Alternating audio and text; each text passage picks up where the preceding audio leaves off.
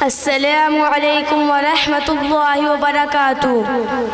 الحمد للہ رب العالمین والصلاة والسلام على سید الانبیاء والمرسلین وعلى آلہ واصحابہ اجمعین.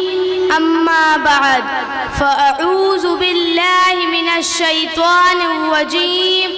بسم اللہ الرحمن الرحیم. انا نحن نزلنا الذکر وانا له لحافظون. صدق اللہ العظیم.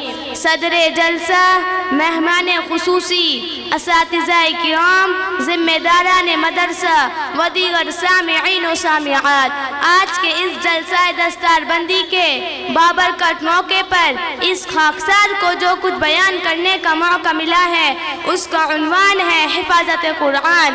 خواتین و حضرات، انسان دو چیزوں کا مجموعہ ہے، ایک جسم اور ایک روح. کچھ ضرورتیں انسان کی جسم کی ہیں اور کچھ انسان کے روح کی جسم کی ضرورت پوری کرنے کے لیے اللہ تعالیٰ نے یہ کائنات پیدا کی ہے. حدیث شریف میں فرمایا گیا ہے الدنیا خلقت لکم وانکم خلقتم للآخرہ. دنیا تمہارے لیے پیدا کی گئی ہے اور تم آخرت کے لیے پیدا کیے گئے ہو.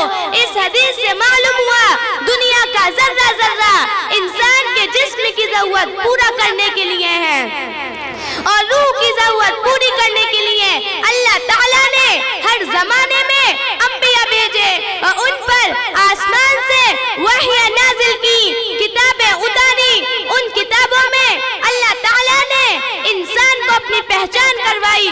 ان کتابوں میں اللہ کی طرف سے احکامات دیے گئے کہ انسان کو ان چیزوں پر عمل کرنا ہے اور ان چیزوں سے بچنا ہے. یہ جو اللہ کی طرف سے وحی نازل ہوئی، کتابیں نازل ہوئی، یہ سب انسان کی روح کی ضرورت پوری کرنے کے لیے ہیں. آدم علیہ السلام کے زمانے سے ہمارے نبی صلی اللہ علیہ وسلم کے زمانے تک 1,00,000 سے زیادہ نبی اور رسول آئے اور 100 سے زیادہ اللہ کی کتابیں نازل ہوئی اور مختلف وقتوں میں ان کتابوں نے انسان کی روح کو غذا مہیا کی، انسان کی روح کو سنوارنے کا کام کیا. یہ سلسلہ چلتا رہا یہاں تک کہ تمام رسولوں کے سردار حضرت محمد مصطفیٰ صلی اللہ علیہ وسلم کو اللہ نے بھیجا اور ان پر اپنی سب سے اہم کتاب قرآن کریم نازل فرمائی جو قیامت تک دنیا میں موجود رہے گی اور تمام انسانوں کی رہنمائی کرتی رہے گی. خواتین و حضرات، ان تمام کتابوں میں صرف اور صرف قرآن کریم ہی اپنی اصلی شکل میں موجود ہے. اس کے علاوہ جتنی بھی کتابیں آسمان سے نازل ہوئی وہ سب یہ دنیا میں موجود ہی نہیں، اور اگر ہے تو محرف و مبدل ہیں، کیونکہ ان کتابوں کی حفاظت کی ذمہ داری اللہ نے نہیں لی تھی. البتہ قرآن کریم اللہ رب العزت کا آخری پیغام ہے جو رہتی دنیا تک کے انسانوں کی رہنمائی کے لیے اتارا گیا ہے، اور اس کی حفاظت کے لیے اللہ تعالیٰ نے چھوٹے چھوٹے بچوں کے سینوں کو کھول دیا جو چند برسوں میں حفظ کر لیتے ہیں. یہ صرف قرآن کا معجزہ ہے.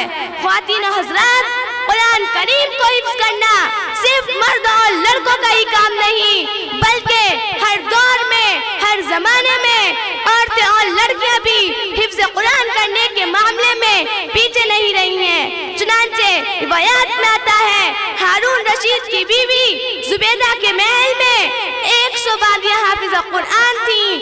ان میں سے ہر ایک باندی روزانہ قرآن کریم کے 10 پارے بطور وظیفے کے پڑھتی تھی. ان کی تلاوت سے زبیدہ کا محل گونجتا تھا. لہٰذا ہماری ماں بہنوں کو بھی چاہیے کہ خود بھی قرآن کو اچھی طرح پڑھنا سیکھیں اور اس کا کچھ نہ کچھ حصہ حفظ یاد کریں اور اپنی بچیوں کو قرآن پڑھائیں اور حفظ کرائیں. آخر میں اللہ تعالیٰ سے دعا ہے ہمیں ان باتوں پر عمل کرنے کی توفیق عطا فرمائے. آمین. وآخر دعوانا ان الحمد للہ رب العالمین. السلام علیکم ورحمۃ اللہ وبرکاتہ.